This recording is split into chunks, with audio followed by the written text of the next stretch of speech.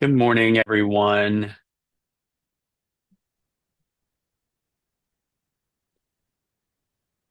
Hope y'all are doing well this morning.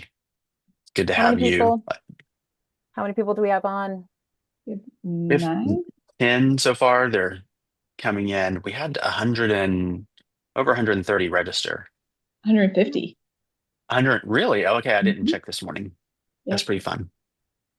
Um, as you're coming on in the chat, if you wouldn't mind putting where you're calling from, um, and and what organization you serve with, that'd be really fun to see. I know all the participants usually like to see where people are from, and we do too. So if you would go hit the chat button, um, select everyone, and then share that with us, that'd be fantastic. Hey, Dan, good to have you. And Valerie, wonderful. Um, Serving in Eastern Europe. Yeah, if you want to put as well where you're serving, if you can, put where you serve yes, as a that'd be worker. wonderful. Yeah, I'd love to see that. Um, if you haven't filled out the prep form for this webinar, that'd be really helpful too. It'd be helpful to you as well, helpful to us. Um, I think Jessica's going to put that link in the chat. So that'd be really great. Again, really happy to have you this morning. I'm pretty excited about this particular webinar. We've never done this webinar before. Um, and so I'm pretty excited about sharing it with you. Welcome, Dan from Canada. We've had more and more people from Canada Yeah, we on our have a webinars. I've really handful. enjoyed it. And we now have a coach from Canada. So, yeah. Oh, Oh, hey, wow. Bruce. How are you? Good to have you today. In Guatemala. I've never been to Guatemala. Have you, Russell? No, I haven't. You had to think I about that. That's just, funny. well, because I spoke to, I know, well, I've been to a lot of places, but not in Central South America. I've been to a few, but the reason why I was thinking is because I was just on a discovery call with somebody in Guatemala just a couple of days ago, and I was trying to, that Hmm. just, so, we now are coaching non-English speakers who only speak Spanish. And so I've been exploring that with some of our Spanish speaking brothers. So was on a call with somebody from Guatemala. Yeah. Okay, if you're just hopping Wonderful. in, a couple of things. Pop on the chat and choose everyone, and then tell us where you're calling from or where you serve and what organization you're serving with if you can. That'd be really fun. Um, it is cold and rainy today, and I kind of like it. I'm pretty It's pretty happy with it. it's cold and rainy here every day, I know I was gonna say you're in Ireland, so every single day. Yep. That's every normal single for day. you. Mm. Bill is from Michigan. I was born in Michigan, my birthplace. We have Oh, someone somebody's leaving going. for India today. Oh, Oh, wow. Okay, yeah, that's really cool. Thanks for taking the time to be on this webinar. Yeah, S- Priority number one. someone else is doing the Uh, packing. I guess so. I guess so. Don't forget to select everyone when you put in the chat because some of you are just sharing um, with hosts and panelists, but we want everyone to be able to see where you are. hi, Tom. Tom is on the call from Oasis Rest. Oh, fun. What a great organization. Yes, I love them. I had a client, Wes and Tamra from Oasis Rest, and they were the most fun. It was so great. So great. And they actually lived in Nashville. Well, they were furloughing in Nashville. Mm. So. Such a great ministry. Yeah. Yeah, so I'm going to put the webinar prep form in the chat once again. If y'all haven't had a chance to fill that out, just take 30 seconds. It's super quick and Yeah, fill it is that out super for quick. us. And it kind of helps set your mind towards this webinar and um, yeah, if filling out the prep form kind of helps you get a context for how to use what we're going to be talking about today. So, Jordy, my goodness, I haven't seen you wh- in a long time. who's that? Um, he serves with Okay, Imago cool, Chris. Oh yeah, yeah, in Novo. Yep, cool. Yeah, when former you're client. sharing where you're from and what organization you're with, make sure you select everyone and not just host and panelists. We want everyone to see where you are. Linda, it's great to have you from Minneapolis. Yep.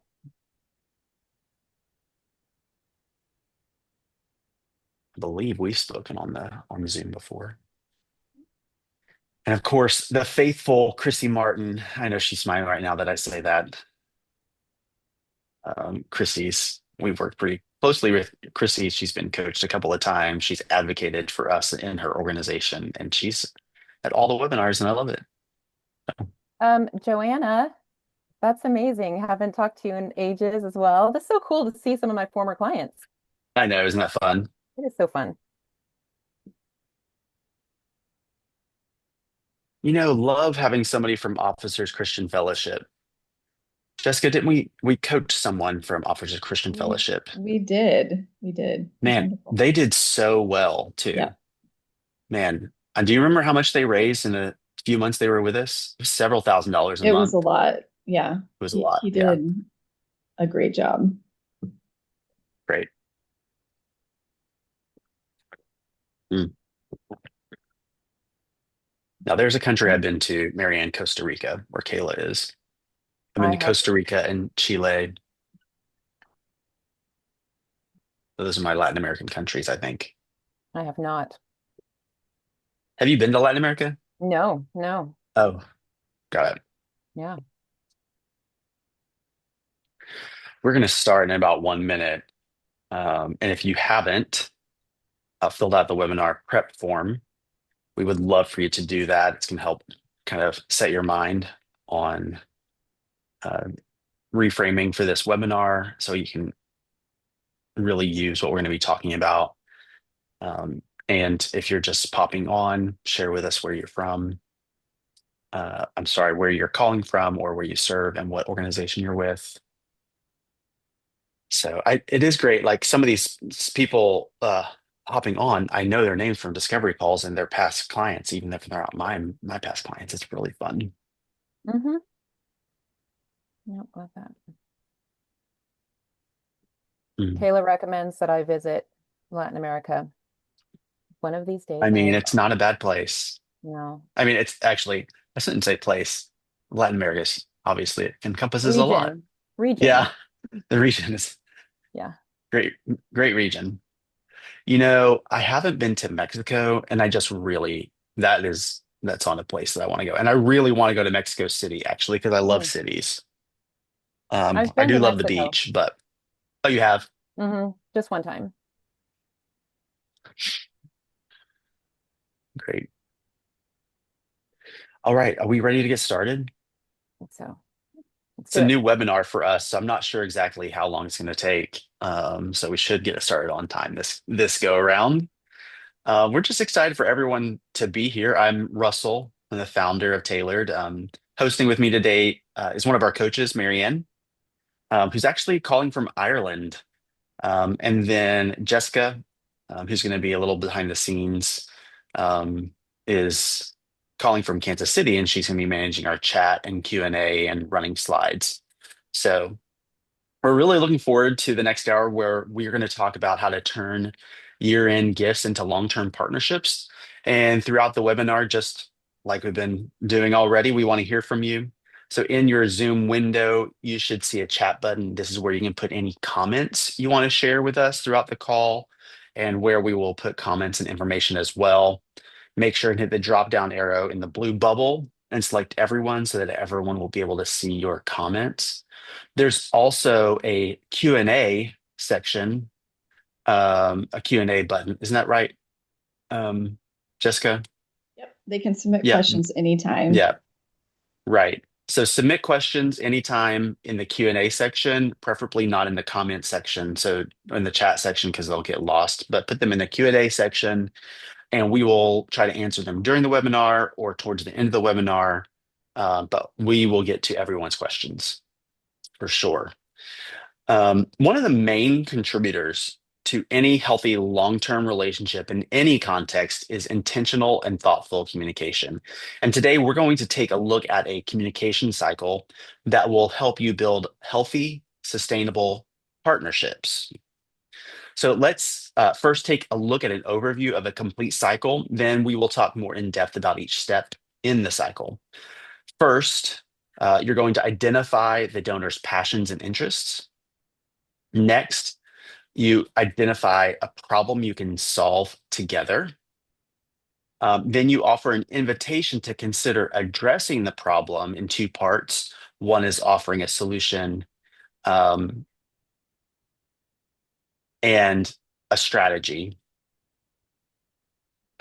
Next, we want to alternate between a YMAD and touchpoint. YMAD stands for you made a difference, and touchpoint is simply a personal connection. So for the purposes of this workshop, we will use the communication cycle to move first-time year-end donors into monthly or annual financial partners. All right, so someone has just given a gift toward your ministry. And so the next step in the communication cycle is YMAD, or you made a difference. And this first step includes gratitude. So we're going to ask you a question. How do you guys communicate gratitude when someone gives a one-time gift? Is it a phone call, a text, thank you card, personal email, mass communication, or nothing at all? How do you communicate gratitude?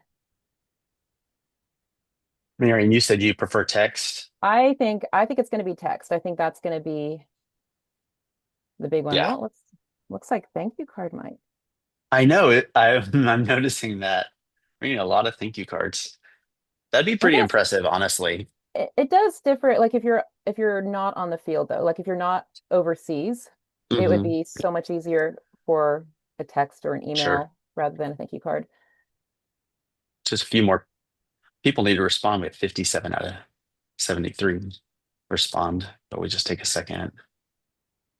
Or maybe Daniel, how would you respond? How would you express gratitude if that hasn't happened yet for you? right, right. There you go.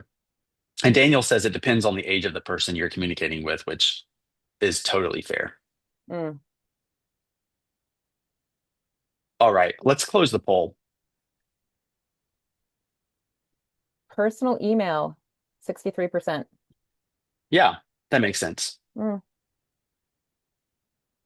And text is only 22%. That surprises me. Yeah, same, same. All right. Well, studies by GuideStar have shown that when you thank someone within 48 hours, they are 4 times more likely to give a second gift.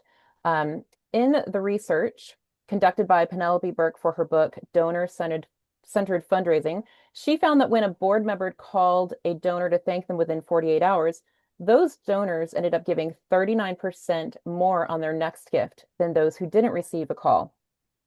Analysis by Bloomerang indicates that multiple personal touches, like a fast phone call, can result in a second gift being made just 53 days after the first, compared to the industry average, which is often a year later. Now, these stats are from nonprofits and not necessarily missionary organizations, but it still applies, I think. So not only that, but studies have shown that they are likely to give up to 50% more than the first gift, and that is huge. So if you haven't thanked your donors yet for their year-end gift, you still can. I encourage you to still go ahead and thank them. Your gratitude will go a long way toward building that relationship. So what are some personal ways you can thank a first-time donor? How do you do this? So Making a phone call, as we just learned, picking up the phone and making a call with will make a significant difference. And even if they don't answer, because most people don't answer their phones nowadays, you can leave a voicemail. You can tell them how thankful you are for their gift and the impact that it's going to make. And that does go a long way for sure. Sending a text or direct message on social media, we do know that the open rate of text messages is close to 100%, and 90% of text messages are read within 3 minutes of being received. You also may consider sending a short video message via text. It's really simple. So you open your text messages on your phone, you start a message to the donor, you click on the plus button next to where you would enter the message, and then you would select the camera and make a short video. For me, I've actually just done a selfie video and then texted that. I've not actually used that feature, but it's super easy to do it either way. It's same thing. It's just the order in which you do it, but you can Yeah, do it however you want. for sure. So you could also send a personal email, which most of you do apparently. An email that is sent just to them, not an automated one, not a mass thank you, but something that's specific to them.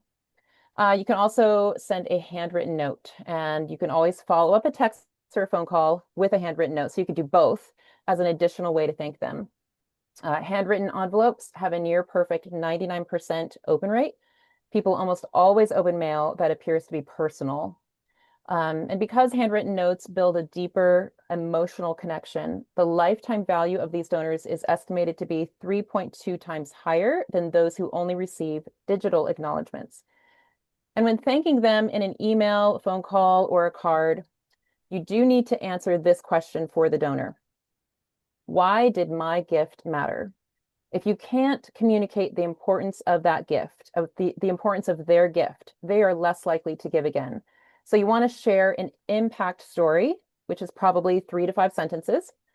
Tell them 2 or 3 ways people are being ministered to, and remind them why giving now or when they gave their gift was so important. And I This think you also can gets, just like choose, I'm sorry, Mary, you can no, probably go ahead. just choose one of those three, right? Yeah, The impact totally. story, 2 or 3 ways they're being ministered to, or remind them how to give now, Yeah, I mean, or I why definitely they give now.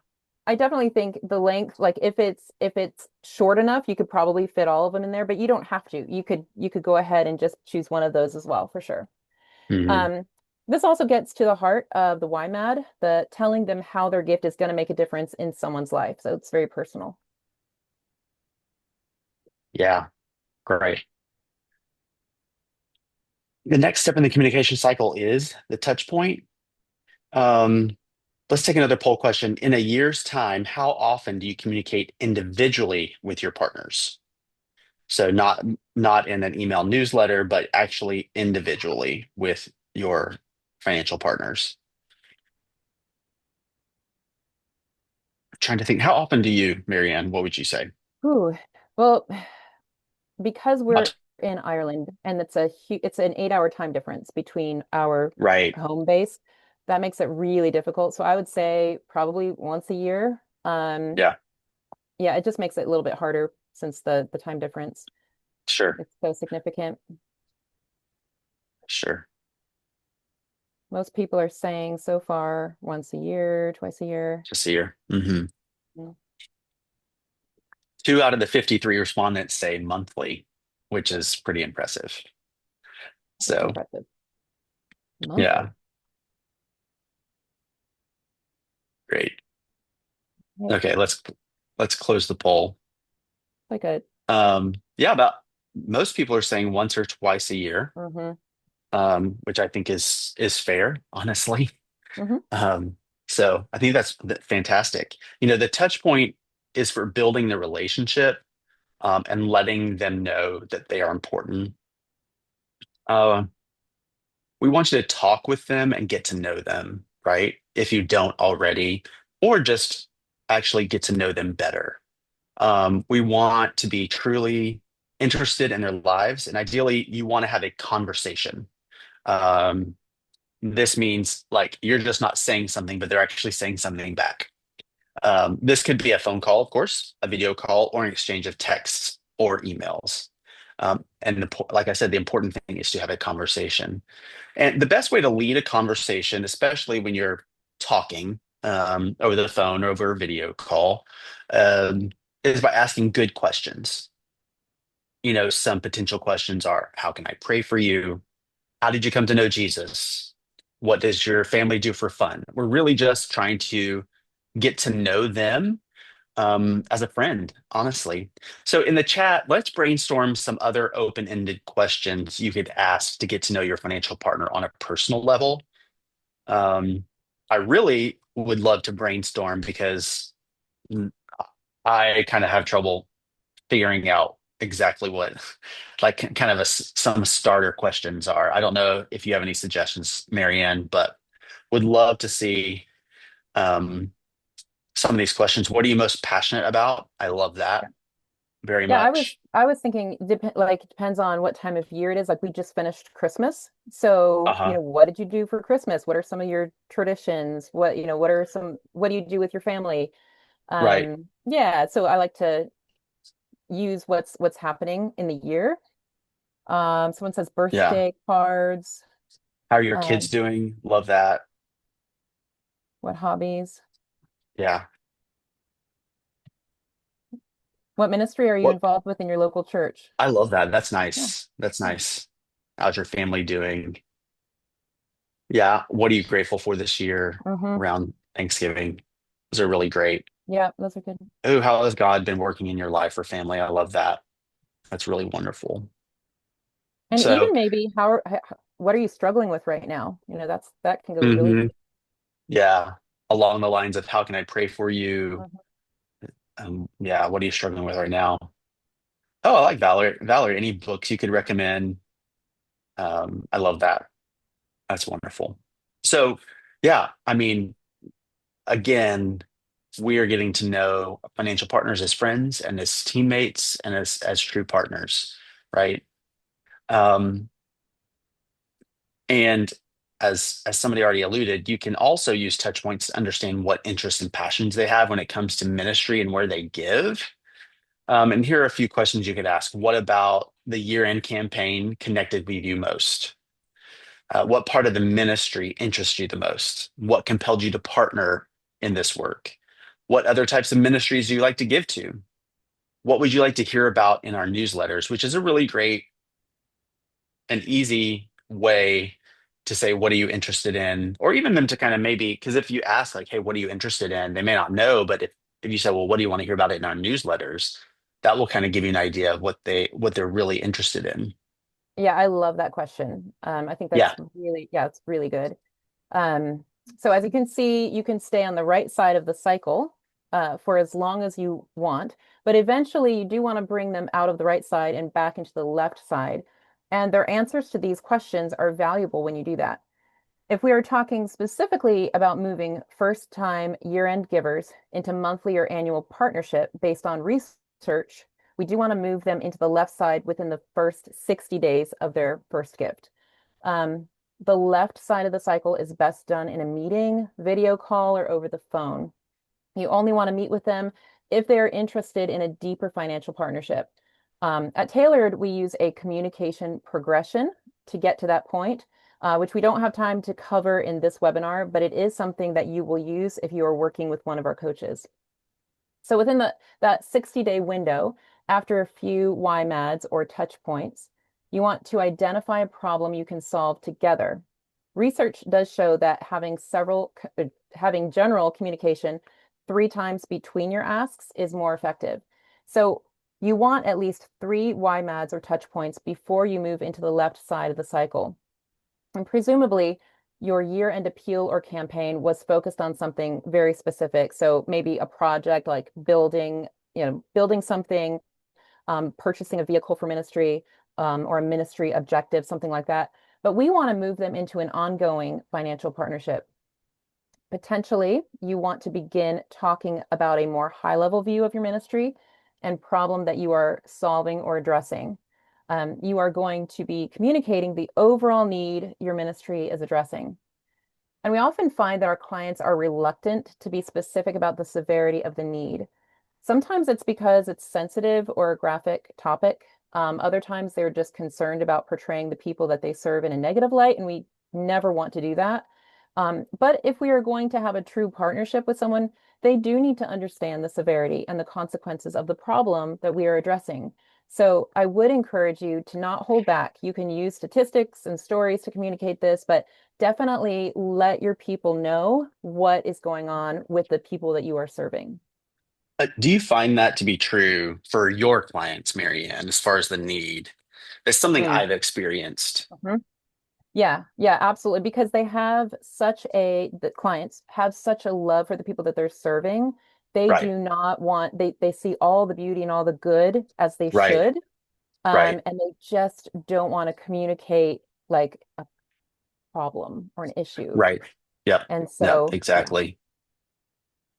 So the definitely. next step in the cycle is to give an invitation to consider addressing the problem. And we do this in two parts.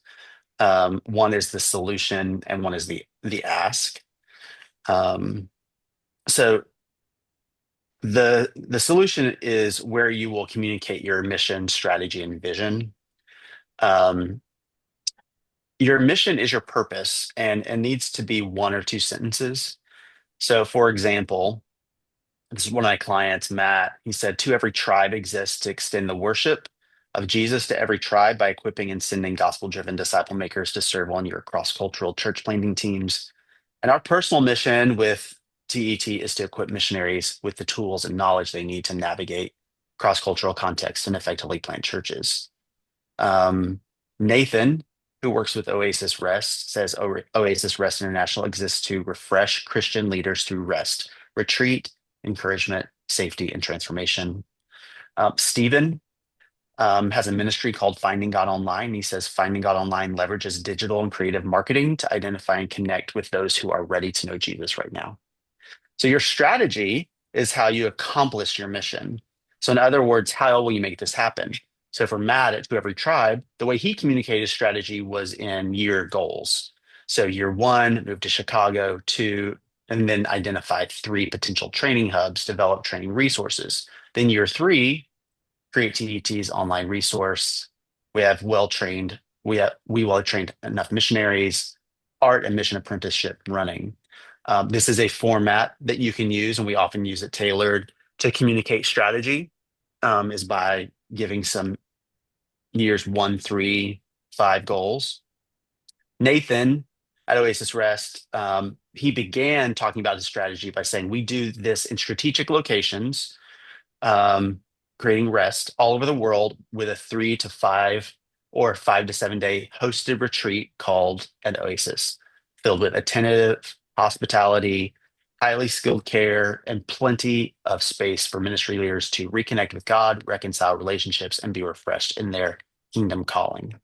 For Stephen, his strategy looked like, or sharing his strategy looked like finding God online partners with existing disciple making movements among Muslims. Then he listed the following: FGO runs social media campaigns. Social media ads identify spiritual seekers. Someone we call digital filters sorts through those messages to identify legitimate seekers. So you can see for him, it's like this is how this happens. First, second, third, fourth, fifth, sixth. Okay. So these are a few ways that you can begin to communicate your strategy. When we sit down with somebody, sometimes the strategy section can be a little longer. Um, these examples are really, really short.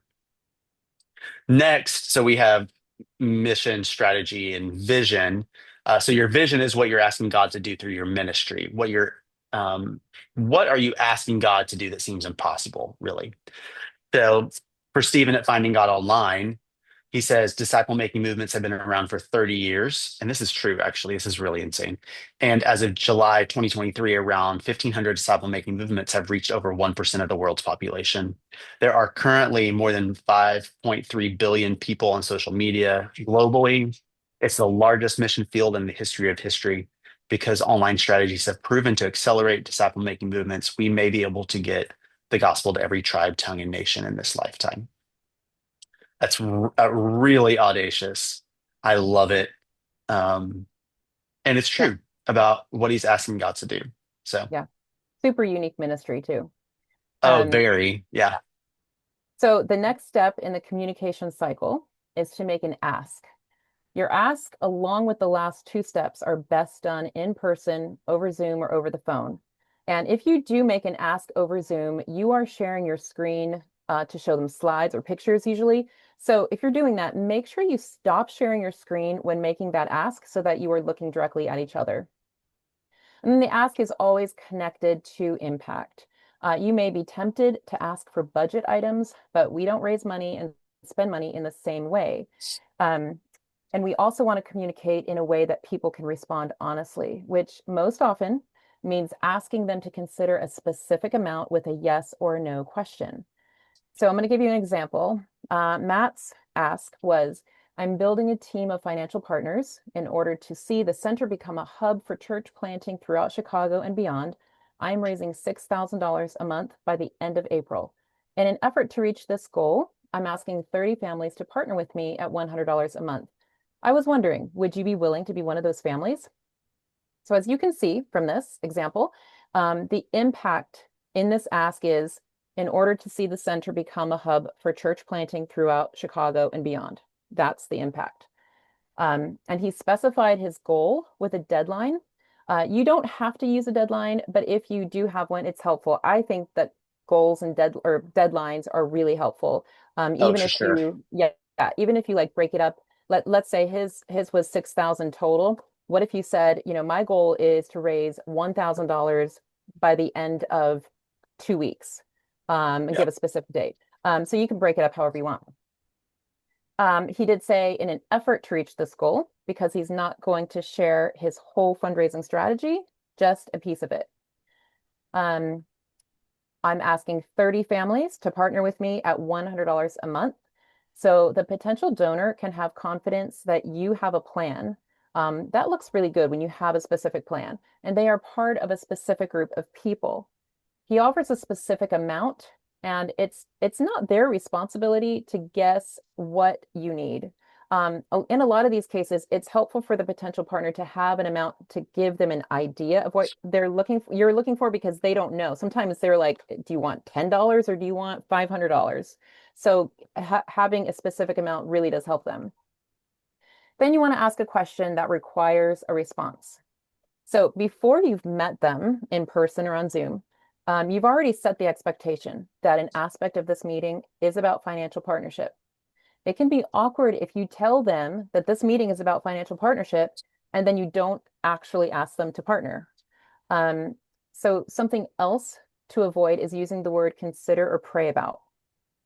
When you use those words, consider, pray about, you're actually saying that you don't want an answer right then, and you do.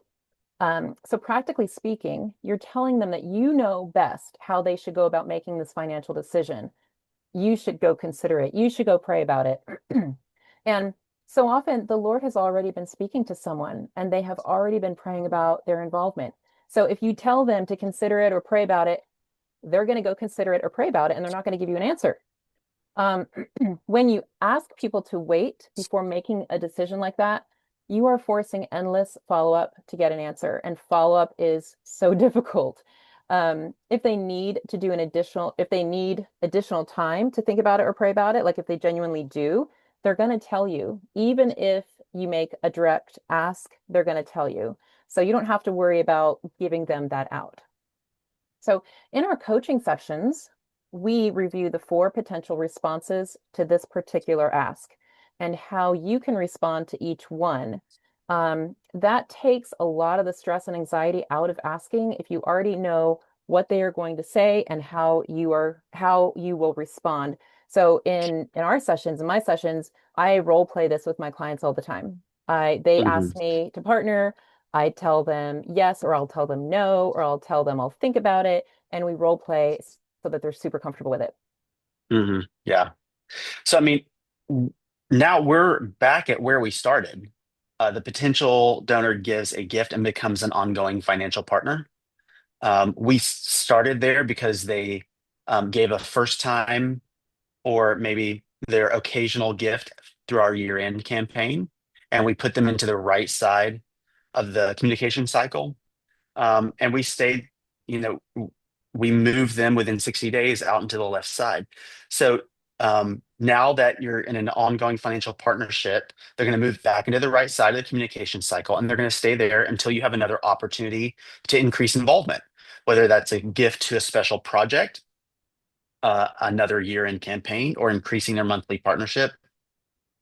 We know that, as far as year-end campaigns and special projects goes, the most likely person to give to those is somebody who's already giving. So it's very possible that, and you should be moving people who are already giving out into the left side of the communication cycle. You may also move them to the left side of the communication cycle to invite them to lead a short-term mission trip, become a board member or advocate for the ministry, or to lead a prayer initiative. Partnership isn't just about finances, and this communication cycle isn't just about finances. Your ask can be um, different things. Partnership isn't always tied to funding. So this is um, this really is an overview of the communication cycle. And as Marianne and I have mentioned, there are certain resources that we have in addition, like scripts, or how to follow up with asks, or how to actually make sure that you are sitting down with somebody who knows you're sitting down with somebody is interested in an ongoing financial partnership. And we do talk about that in coaching. Um, and everyone has a really specific situation. Um, More often than not now, the majority of people we coach are on the field or experienced fundraisers. And that just means that we take things like this communication cycle and we discover how this actually applies to you in your situation. And that's what tailored coaching really is. So um, if you haven't signed up for a discovery call with me and you're interested in talking about how a coach can help you reach your funding goals this year, and I know in the prep form you talked about your funding goals, would you go ahead and sign up to talk with me? It's free, 30 minutes. I'd love to talk with you about how coaching could possibly help you reach those funding goals. I do want to do some Q&A, but first, I want to reflect on what we've experienced today because we covered a lot of details. So in the chat, make sure you select everyone. And could you answer this question? What is something in this webinar that has been helpful for you? Just put those answers in the chat. It'd be really encouraging for me and Marianne and Jessica to know what's been helpful for you. But it's also a great time to just reflect and say, okay, this is what I want to take moving forward. So, what is something in this workshop that's been helpful for you? It's not their responsibility to guess what you need. Yeah, Great. yeah, yeah. That sat on 48-hour follow up is really, really great. Yeah, that right side of the touch points, the YMAD cycle, it gives you sometimes you just don't know what to do, right? And so having that right side of the cycle, um, yeah. Lisa says it's helpful for me not to use would you pray about or consider. Yeah. Yeah, and you can implement this. This cycle really is a strategy. So, um, yeah, that's a great way to use it. Quick and frequent communication that um, Hmm. avoid words like, oh, yep, a lot of those. Super helpful. Yeah, I like the asking them what they want to hear about in your newsletter. I think that's yeah, great. I do too. Yeah. Yeah, I do too. Okay, this is really great. I let's move into some questions. Um, and Jessica, I'll let you take it from here. If we have any questions in the Q&A, and if you have questions now's the time to put those in this Q&A, and Marianne and I can answer those for you. That's what we're here for. So we've had several questions. I've responded privately, but I would just want to say, like, we will send out a recording. So anyone who's curious about Sure, that, we will share that afterward. sure. Emma has asked, what is your advice for fundraising while in a different country from your donors when text, phone calls, handwritten notes, and the most impactful forms of communication are difficult to do so? Yeah. Marianne, that's all Text, you because you're currently living abroad. yeah. But see, for me, text, phone calls are easy. Some countries, texts and phone calls are not possible. Um, In And what so, situation is a text not possible? well, I mean, I've had some clients that they don't their phone doesn't do Okay. incremental signal Yeah. or yeah. Actually, I had somebody just tell me that. Yeah. Yeah. So I would say a newsletter that is secure. So I'm assuming that she's talking about maybe a secure location because that's, if none Hmm. of those modes of communication are possible, it's probably secure. So I would say a secure newsletter source. Hmm. Um, Epistle's pretty secure. I know that there's probably more out there too. Right. And yes, that's going to be more mass, but um, sometimes you just don't really have a choice. What do you think? Right. Do you know of anything different, Russell? The in the chat, Daniel said using a Google phone number, which is a great option, because I think I was talking to somebody the other day. They have an international number, and they're just their texts or whatever their SMS texts Hmm. don't go through to somebody. Their iMessages do, of course. So I think if you have a Google phone number, probably can send a text that way. WhatsApp, Deborah, does work in these contexts, except the But they, person you're messaging has to have WhatsApp as well. yeah, yeah, not Um, everybody's on WhatsApp. yeah, Yeah, US people don't do WhatsApp a lot. That's true. yeah, yeah. Um, Pam, secure newsletter sources, um, epistle.com. Can you put that in the chat, Jessica? Uh-huh.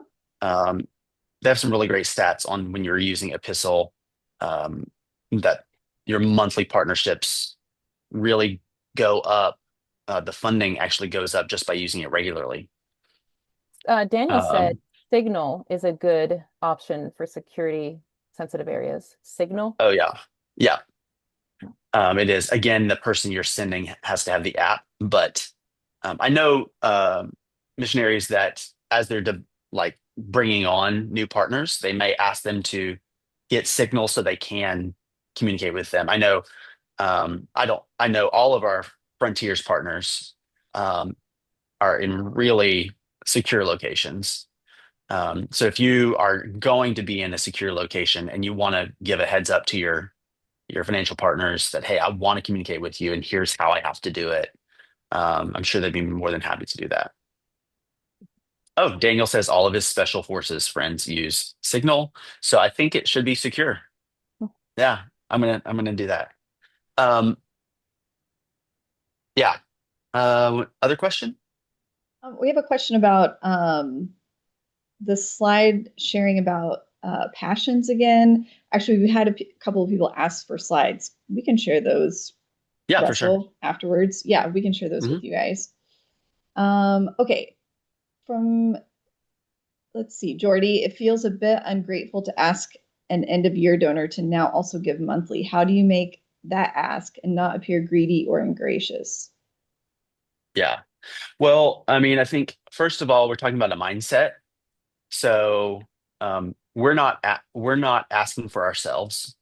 Um, how you spend money and how you raise money are two different things. Yes, when you're raising money, not just to raise money, but because we want to see impact in people's lives. So that's why we're asking. That is why and how we're raising funds. How we spend it is going to be on salary, on insurance, is going to be on ministry needs and all of that. So I think it's important to view this as a blessing and investing in God's work. We're not taking something from somebody, we're actually giving them something. The next thing is, we did mention within that 60 days, it's important to be thankful, to share how the giving is making a difference, to get to know them in that 60 days with at least three communications, why matter, touch point, right? Um, and the people who are most likely to give are the people who've already given because we know they're interested, right? What am I missing, Marianne? No, that was great. I was the biggest thing I think is communication and relationship. Really Hmm. valuing that person as a person and not just a wallet is going to come through when you try to get to know them and you're really thankful, express your gratitude.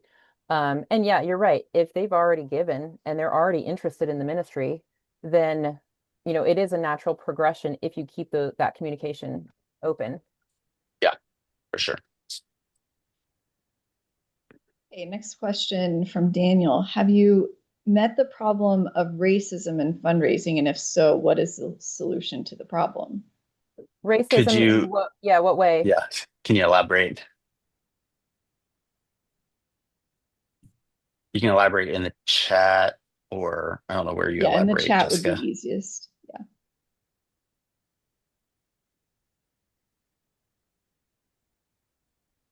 Maybe. Daniel, are you still on here? Let's see. Daniel, if you can just give us some context, you can select hosts and panelists and send us a message. And Jessica, do you want to just ask the next question? I'd love to answer that Yeah, question. Yeah. yeah. Um, We just need context for it. right. Okay, so from Kayla, have you seen missionaries in modern day have lower chances of getting more partners if they also have a side hustle? A side hustle, like a part-time Part-time job. job. Yep. Um, have you come across that? I haven't really come across that. I haven't either. I mean, well, just as long as there's not confusion, right? So it's going to be about clarity. So, yeah, I have had at least discovery calls with somebody who says, "I do have a part-time job. My part-time job in this country is so that I can be involved in the community, so that way I can have relationships with people in the community and meet people in the community." Right? So they are getting paid, but we do need to have, but it's part-time or it's not enough to, to support their family or whatever. So I think it's just that's about clear communication. Um, and hopefully it's a positive, right? I have this part-time job because if you have a part-time job because you don't like fundraising, that's a whole nother thing. Um, so I don't know if you have something to elaborate on Yeah. No, about that. I think that's good. I think that focusing, you don't have to focus on the part-time job. You focus on the amount of money that you need to raise to do your ministry. So, not that you're keeping that from them at all, but you don't have to focus on that at all. It's more you're focusing on instead of raising needing to raise 7,000 a month, I need to only raise 5,000 a month in order Right, to do this ministry. right. And Ben said side job like being a coach or touring musician, part-time job because it gives you the visa. Mm, That's part of your strategy, hmm. right? And then, yeah, communicating what Marianne said. Um, yeah, And then Marisol also commented, potential donors don't seem to be interested in donating for salaries, as it is our case. Teacher training college, how can we turn this into something more interesting? That's where the impact Mhm. is needing to be out front. Nobody wants to fund your salary, but they want to fund making a difference. They want to fund some sort of an impact that's being made. Um, hmm so whatever that impact happens to be for that ministry, that's what needs to be out in the front. hmm yeah, great. Okay. And we still Is didn't there, hear from Daniel. I see that he's actually, actually, okay, go ahead. yes, he just posted something in the Q&A. He says, I live in Kenya and do fundraising in the US, but being Black is a great disadvantage for Africans raising support. To be precise, a white person will be easily supported more than a Black person In Kenya or in America? in the US, raising funds in the US. Okay. And that's okay. Um, so I haven't come across that um in a in that particular context, like where the person's already on the field. Um, but I have come into a lot of situations where there's a particular community that might be a little bit not used to fundraising. So I'm not sure if Daniel's talking about just the whole community not being familiar with the concept of fundraising or actual racism. That's kind of, Right, yeah. right. So to answer your question, Daniel, I haven't come across the racism part of that, but I have come across with communities not being familiar with fundraising. So again, probably a Mhm. conversation that needs to be had to get more context. Right, right. And if these types of questions, as are best answered like in a coaching situation for sure. What else, Jessica? Okay. Deidre says, I am more confident in face-to-face communication and struggle with digital communication between newsletters, texts, calls, video calls, handwritten notes, etc. How do you recommend balancing all of the forms of communication, and how often do each of these, especially how often to do each of these, especially when your donor list is large? Yeah, that's great. There's some, uh, first thing I'll say is you can narrow it down to the types of communication that kind of overlap that you like to do and that are effective for the people you're contacting, right? Um, when we actually create a communication plan with our clients, a lot of times we break it up into segments. So um, let's say you're going to have 10 people a month or 20 people a month that you're going to send a text message to. Or so you're like sending out to all the same thing. We always promote slide dial, which is if you have phone numbers, you can create one voicemail of gratitude, and that same voicemail goes to everyone all at once. So you can actually send a voice message to your um, whole contact list if you have numbers for whatever numbers you have. That's super helpful. Uh, yeah, those are a couple of ideas that I have. Marianne, any ideas? Yeah, I would not be able to do all of those things like that we listed. Like you have to just pick one or two, or probably two that are comfortable for you and just stick with those. You don't have to do all of those. I couldn't keep up with all of them. Yeah. Okay, next question is from Amanda. Do you have any specific advice for single female missionaries while fundraising? I've been told that it's harder for us to get funding. I do. So it is. The single female missionaries that I have coached, it is harder for them, primarily because of um, the, how do I say this, Russell? How do I say this delicately? A lot of times You people don't have don't to take, say it delicately. okay, a lot of times people don't take them seriously. And so what I do is I always encourage those single female missionaries to be confident, be assertive. I know that might sound hokey, but I mean, when you are approaching pastors and churches, you're a professional woman. You are educated. Nobody in that church is doing what you're doing. You're going to a place that might be, dangerous, definitely out of your comfort zone. Um, you are professional and you can um, present yourself in that way, obviously. And what am I trying to say? My advice is always to know your worth. I know that sounds probably Mm, hokey, but it's actually true. Know who yeah. you are, know your worth, know that you are professional and that you're educated and that you belong there and present yourself that way. And that is going to get you a little bit further in Hmm. those spaces. Yeah. And, communicating in a way that's really clear and confident, that comes with the confidence part. But I think making sure that, what you intend on sharing is really clear, really powerful, so that you know that it will hit and that it will come across as thoughtful Mhm. and intentional. Yeah, messaging is huge. Good Yeah. messaging is huge. Hmm.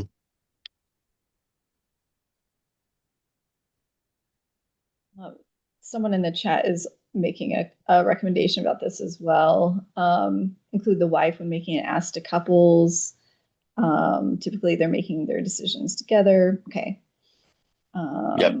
Also, advocacy is important in those situations too. Wouldn't you guys say, like, if you know you're walking into a denomination where there are chains of command and that sort of thing, like, find your advocate who will help you get into those circles.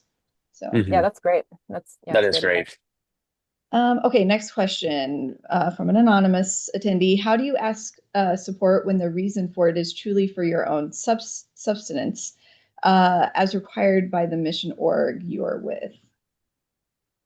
Yeah. Well, it's always required. Like that's why you're raising it to live so Mhm. that you can do the ministry, right? Uh, Is that what he's Yes. asking? Okay. Yeah. Yeah. So I think, again, it goes back to we don't raise money the same way we spend money. We are not raising the ultimate goal of raising money isn't your salary. That's not the ultimate goal. That's what you will spend it on. The ultimate goal is your ministry vision, right? So, and your ministry impact. So that's how you're raising the money. Um, does that make sense, Marianne? Like when I say Mm-hmm. that? Mm-hmm. So Yeah, totally. you need to be asking around impact and not around salary, right? It's not that you're saying I'm not going to get a salary. It's you're saying that's not the end goal. Like we're raising funds so that this, because we're asking God to do this. Hmm. Um, Anonymous, if you have any follow-up questions, happy to answer that. Or if you need help in coaching through that, would love to connect you with a coach and help you reach those funding goals for sure. What was the last question? What? Oh, That was the I thought last you said one. this. I thought you Oh, said this is the last question. I was No, like, okay. sorry. uh, That was the last question. yes, and great. Man, it's been so good to be with everyone. It's our morning or my morning. It's Marianne's evening. Hmm. It's just been good to be with you. So we hope to see you next time. Hey, Jessica, you want to go ahead and put that discovery call link in there? We'll wait Sure. for a second. If you if you have funding goals to reach in 2026, we help people get unstuck when they don't know how to go from the level of funding they're at to the next level. Um, and honestly, there is zero risk in working with a coach financially because when you work with a coach, you're actually raising funds. You are going to raise more funds with a coach, most likely, than you are without having a coach. And so there's just really no financial risk in using and working with a coach. There's really only an upside. And so would love for you to click that link, schedule a call with me. It's just 30 minutes. We can talk about whether or not coaching is going to be helpful for you to reach your funding goals. Um, so just really appreciate everyone, the ministries you have, and hope you all have a great rest of your day. Bye, Bye. everybody.